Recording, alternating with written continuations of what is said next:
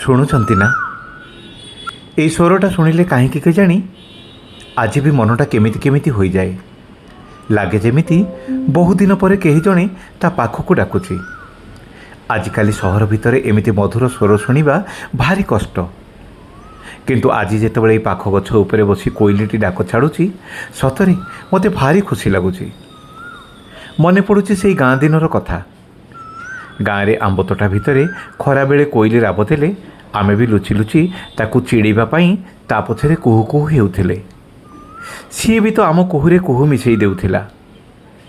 ଏଇ ସ୍ୱର ହେଉଛି ପ୍ରକୃତିର ସବୁଠୁ ମଧୁର ସଙ୍ଗୀତ, ଯାହା ସମସ୍ତଙ୍କ ହୃଦୟକୁ ଛୁଇଁ ଦିଏ। ଏଇ କୋଇଲିକୁ ଦେଖନ୍ତୁ, ବିଚରା ସେ କାହାକୁ ଅପେକ୍ଷା କରେନି। ବସନ୍ତ ଆସିଲେ ନିଜ ମନ ଖୁସିରେ ସେ ଗୀତ ଗାଇ ଚାଲେ। ତାକୁ ଦେଖିଲେ ଲାଗେ ଖୁସି ରହିବା ପାଇଁ ବହୁତ କିଛି ଦରକାର ନାହିଁ, ଖାଲି ମନରେ ସେଇ ସରଳତା ଟିକେ ଥିବା ଦରକାର।